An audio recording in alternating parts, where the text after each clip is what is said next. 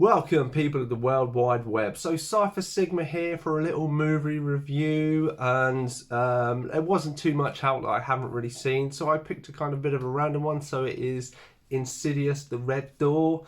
Now, I had seen the original, which I think was out 9 or 10 years ago, and I watched it close to when it was out, so I haven't seen two, which I think is a prequel to the sequel to the first one, and then three and four, as far as I'm aware, are prequels.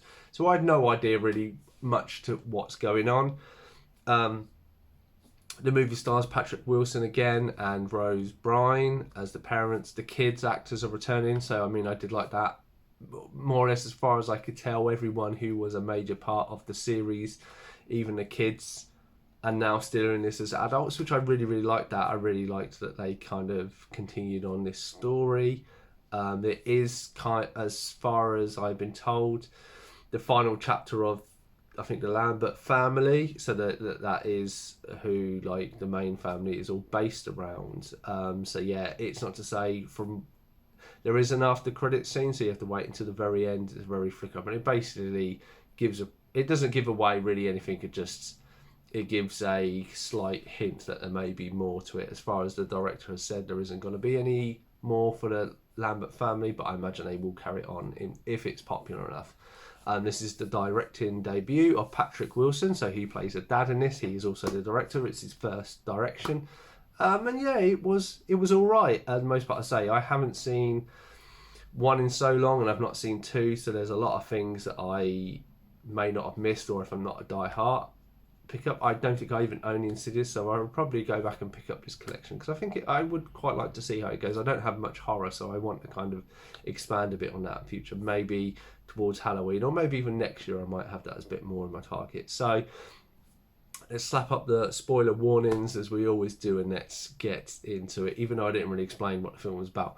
But anyway, if you've seen the previous Insidious films, you kind of know that the male side of this family, they can kind of go into this nether realm, or they open up this realm, and then creatures or demons or whatever they are that are in this realm can come and take hold of their bodies, because that's what they're after life. They're in kind of a tormented world where they don't have any contact with anyone, and these people open this door to kind of let them in. That's proverbial where the red door goes into. So we start off with a flashback of the dad and the son having their memories kind of wiped of this whole experience, I believe, with the first two films. And then it's many years later when the grandma dies, and it's the eldest lad going off to college. He's the one that obviously had his mind wiped with his dad. They both have grown apart, so the parents aren't together anymore. The family are a little bit split. The dad, you can tell he's the whole fact that he's had this blacked out means he isn't really thinking as he normally would. He's a bit sluggish. He's not remembering stuff, and even with the son, you can see they've done something to try and save them to forget these experiences, I believe, of the first two films, and this then comes back because obviously it affects them as human beings because they've got this blockage that it's causing.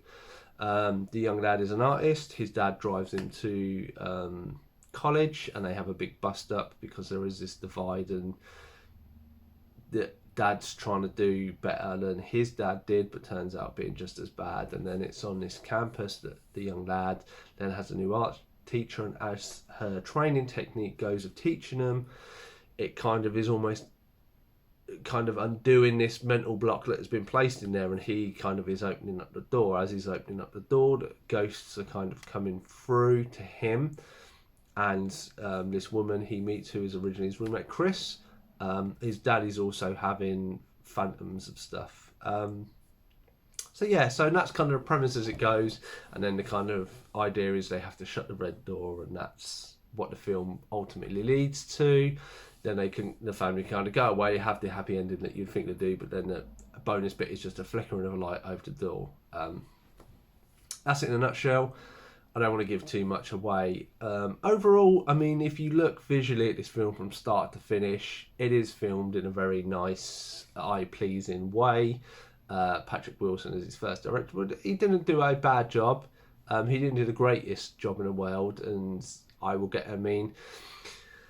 say, not remembering the films, and maybe because there's so much out, it does fall almost into a formulaic version of that. He literally is like, the scares are something comes in here and you see it, and it's like the person's looking there and he's looking there and he's looking there, and then they look there and the thing's gone, and then they look back and there's something there, and it's kind of this formulaic kind of viewpoint of, you look that way, you know, the angles, and you kind of, and they have kind of this format, and then he uses it over and over again, and it just, the first few times it did scare me. My heart did beat. I didn't jump, but I was a little bit shocked and that, and that's good, because that's what horror films are supposed to do. They're supposed to do great with the music and stuff. There's a few bits where you see blurs behind the scenes and stuff, where you're expecting stuff, but it is just kind of the reason why they keep reusing it. By 2/3 of the way, 3/4 of the way through the film, I was like, it doesn't. I'm not scared anymore now. The kind of main creature who was coming through was just like a person with fuzzy hair and black paint. Kind of looked like a really down on his, like, Krusty the Clown in my eyes. Wasn't as scary as some of the other creatures out there. I know, like the Nun and stuff like that, as what Freddy Krueger would have been. Now, I can't remember originally if it was just random demons that are coming through, or if it's one or something, so you have to bear with me if I've missed the whole point. You do see some other creatures kind of coming through and contorting their body. They kind of look like they use natural effects, but it was dark, and it did, again, those bits didn't scare me. And I go to one point when they're in the kind of college halls and Chris is holding the young lads, and there's people, all these creatures, demons coming out from there, and I was just like, meh. There was also some other parts where they kind of revisited some other demons, and that, again, I didn't kind of see the point of this, and this is, maybe I'm missing something of knowing the initial, because they open a door. With most films, there is a presence or something, like, and I use the example of the Nun because it was a trailer on it, but there is one thing, whereas this, it kind of had other creatures, but it was kind of one creature, but I say he looked all black, and then there's some bits where you see him with kind of scaly hands, but you never saw him close up, so I'm not quite sure if I'm missing something. Say, like, as the Nun, the Hellraisers, the other stuff, Freddy Krueger, there is kind of the one thing you see, the one creature you are, or if there's a group of them, you kind of have some distinguish separation between those ones. In this one, they were a little all over the shop, and I was like, it just seems like any old creature can come through, and like any old kind of, astral beings were coming through to kind of help them as well in little bits. And I mean, that kind of worked, but didn't hit as home. But again, because they feature other potential people within this, I don't know if they're from the prequels or anything, so watching it, so it may be with this film is more hits home if you've watched 1 to 4 of Insidious before the door. I've only seen 1 and it's a long time ago, so it may just be one of those films you need to watch the others before, which is to say it gives you the preview at the beginning, so you didn't really need to watch the first one because it tells you kind of what's happened, and it explains a lot more. But I say overall it was all right. I give it 5.5 out of 10. It was a good watch. It had its moments. It was an okay directing debut. Patrick Wilson, I think he has the potential. I think he's got the groundwork down. Visually, it looks right. The sound was good.